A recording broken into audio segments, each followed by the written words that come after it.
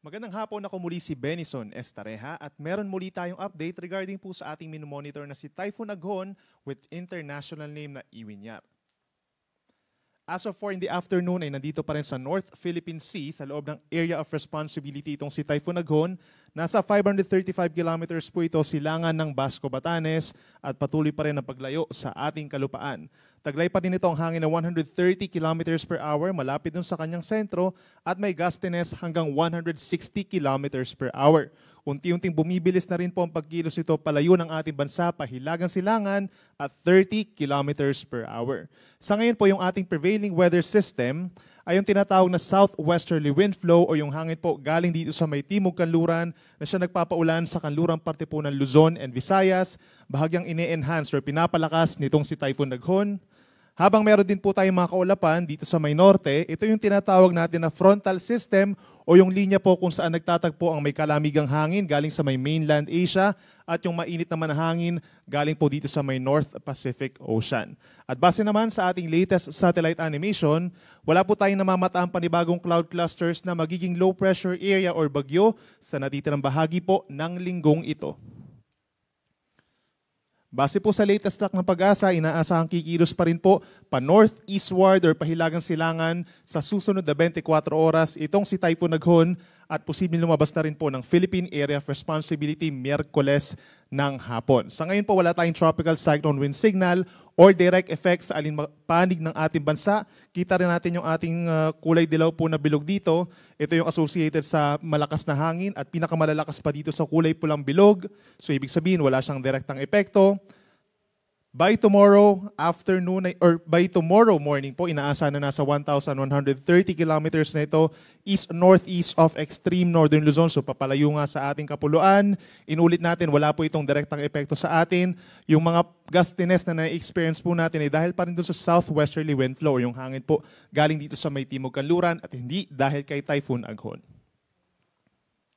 In terms of mga pag-ulan, hindi rin po si Typhoon Aghon ang dahilan ng mga pag-ulan dito sa western side ng ating bansa, kundi dahil pa rin po sa southwest wind flow o yung mahalabagat na hangin galing sa may West Philippine Sea. By tonight, asahan pa rin ang mga pag-ulan over Occidental Mindoro, Antique, at malaking bahagi po ng Palawan, nasa around 50 to 100 millimeters po at minsan malalakas po ito. By tomorrow, May 29, inaasahan pa rin ang mga pag-ulan sa Occidental Mindoro pero aangat na yung ating mga pag-ulan dito sa may Zambales and Bataan kasabay din ang pag-angat nitong si Bagyong Aghon. So aasahan din yung mga light to moderate with at times heavy rains bukas. Then pagsapit po ng Thursday, May 30, inaasahan pa rin ang mga pag-ulan sa Zambales and Bataan and then aakyat pa muli ang mga pag-ulan dito sa may area po ng Pangasinan, 50 to 100 millimeters pa rin po. Possible yung mga pagbaha sa mga low-lying areas at possible din yung pag-apo pa rin ng mga ilog dun sa western side of Luzon dahil pa rin sa southwest wind flow. Meron din pong tsansa ng mga pagguho ng lupa or landslides sa mga bulubundukin na lugar. Kaya po kung meron tayong mga nare-record na ganito mga insidente, pakipag-ugnayan lamang po sa inyong local disaster risk reduction and management offices kung kinakailangan.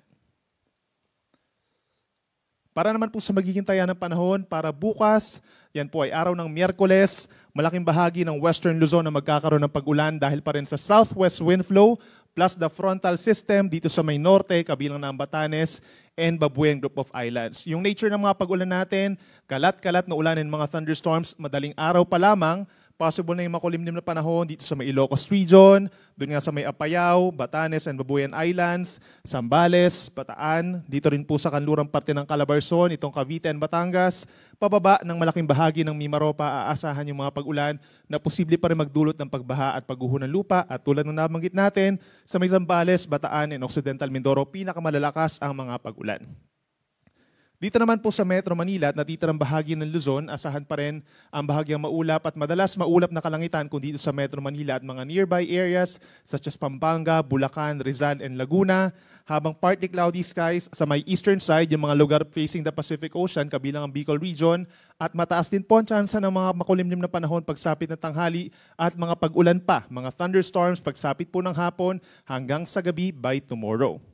Temperature natin sa Metro Manila from 26 to 30 degrees Celsius, habang dito naman sa Baguio City mula 16 hanggang 20 degrees Celsius. At posible ang pinakamainit na panahon dito po sa may area ng Cagayan, Isabela, and Bicol Region.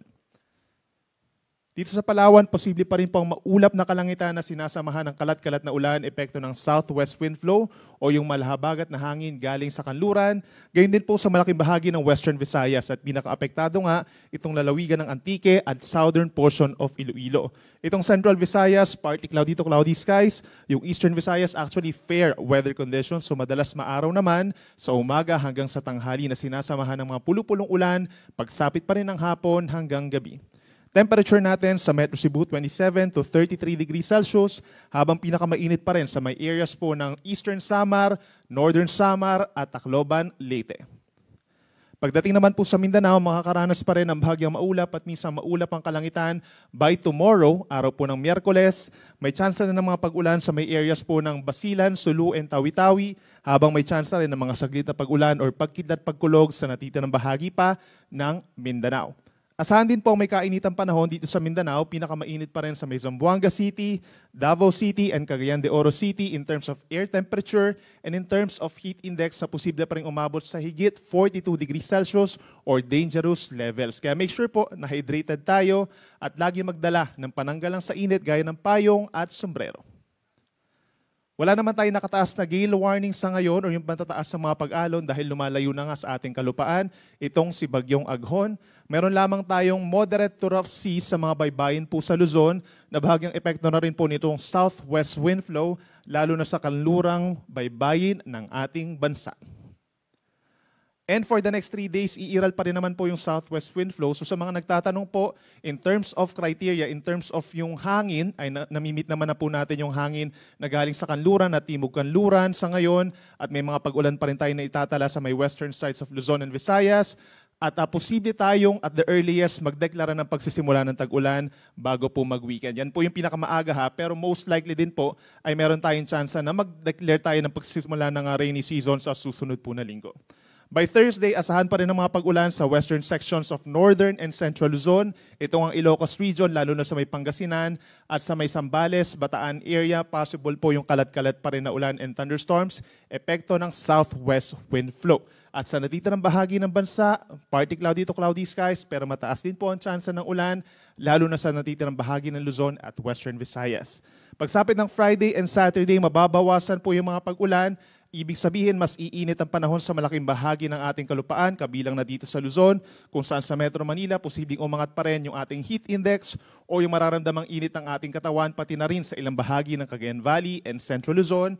May mga localized thunderstorms pa rin naman, pero mas kakaunti na. Sa ating mga kababayan po sa Visayas, hanggang sa unang araw po ng Hunyo, asahan pa rin ang bahagyang maulap at madalas maulap na kalangitan kung dito sa may Western Visayas at meron lamang mga pulupulong ulan or localized thunderstorms naman sa kabilang banda sa may eastern side.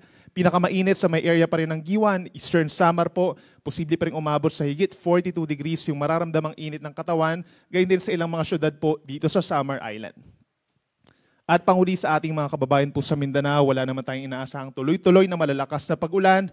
More on mga localized thunderstorms pa rin po at pinakamataas ang tsansa ng ulan dito po sa may Zamboanga Peninsula and Bangsamoro Region. Bahagyang epekto na rin po nitong southwest wind flow o yung hangin galing sa timog kanluran. Sunset natin ay 6:21 p.m. at ang sunrise bukas 5:26 ng umaga. Yan muli ang latest mula dito sa Weather Forecasting Center ng Pag-asa. Ako muli si Benison Estareja. Mag-ingat po tayo.